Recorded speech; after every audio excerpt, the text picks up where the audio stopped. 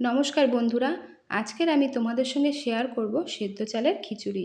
তার জন্য মুগ ডাল আর মুসুর ডাল নিয়ে নিয়েছি। কড়াতে শুকনো লঙ্কা, গোটা জিরে, গোটা ধনে দিয়ে দিলাম। এটাকে একটু নাড়াচাড়া করে ভেজে নেব, তারপরে গুঁড়ো করে রেখে দেবো। অন্যদিকে আমি কিন্তু হাঁড়ি বসিয়ে দিয়েছি, তাতে জলও দিয়ে দিয়েছি। জলটা গরম হতে ধুয়ে রাখা ডালটা দিয়ে দেব।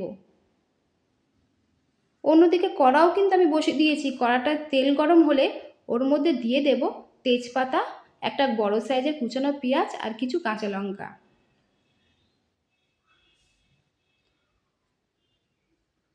একটু নাড়াচাড়া করে লাল লাল করে এটাকে ভাজবো। ডালটা দেখো আমার 50% সেদ্ধ হয়ে গেছে। এর মধ্যে দিয়ে দেব ধুয়ে রাখা সেদ্ধ চাল। চাল যে পরিমাণে নেব, ডালও কিন্তু আমাকে সেই পরিমাণেই দিতে হবে। একটু নেড়েচেড়ে আবারও এটাকে সেদ্ধ হতে দিলাম। এদিকে পেঁয়াজ দেখো ভাজা ভাজা হয়ে গেছে।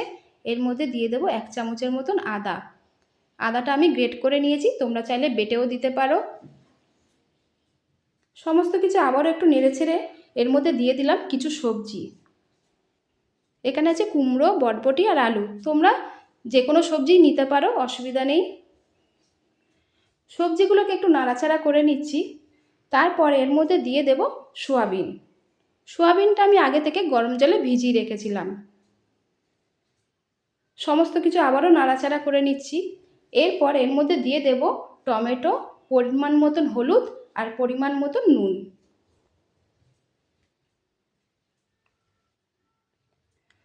সমস্ত কিছু ভালো করে কষানোর জন্য আমি একটু জল দিয়ে দিলাম, দিয়ে আবার নাড়াচাড়া করে সবজিগুলোকে কষিয়ে নিচ্ছি। অন্যদিকে আমি দেখে নেব ভাতটা আমার সেদ্ধ হয়েছে কি। ভাতটা সেদ্ধ হয়ে গেছে। এবারে আমি এখানে দিয়ে দেব কষানো সবজিগুলো।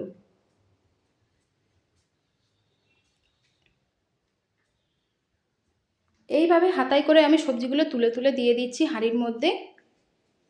সমস্ত সবজি দেওয়া হয়ে গেছে। খুব ভালো করে এবার নেড়ে ছেড়ে দেব। এইভাবে কিন্তু 10-15 মিনিট ধরে মাঝে মধ্যেই নেড়ে দিতে হবে। দেখো খিচুড়িটা আমার কিন্তু রেডি হয়ে এসছে। জলটা অনেকটা শুকিয়ে এসছে। মাঝে মধ্যে কিন্তু এইভাবে নেড়ে নেড়ে দিতে হবে, না তো তলায় বসে যাবে। তারপরে দিয়ে দিলাম প্রয়োজন মতন চিনি আর ভেজে রাখা মশলা। সমস্ত কিছু আবারও ভালো করে নেড়ে চেড়ে দিচ্ছি। দিয়ে দিলাম পরিমাণ মতন ঘি। বন্ধুরা, গোবিন্দভোগ চালের খিচুড়ি তো ভালোই হয়, তোমরা সবাই জানো, কিন্তু সেদ্ধ চালের খিচুড়ি করলেও কিন্তু খেতে খুব ভালো লাগে। অবশ্যই কিন্তু একবার ট্রাই করে দেখবে। খিচুড়ি আমার রেডি। তো ভালো লাগলে অবশ্যই লাইক করো, ফলো করো।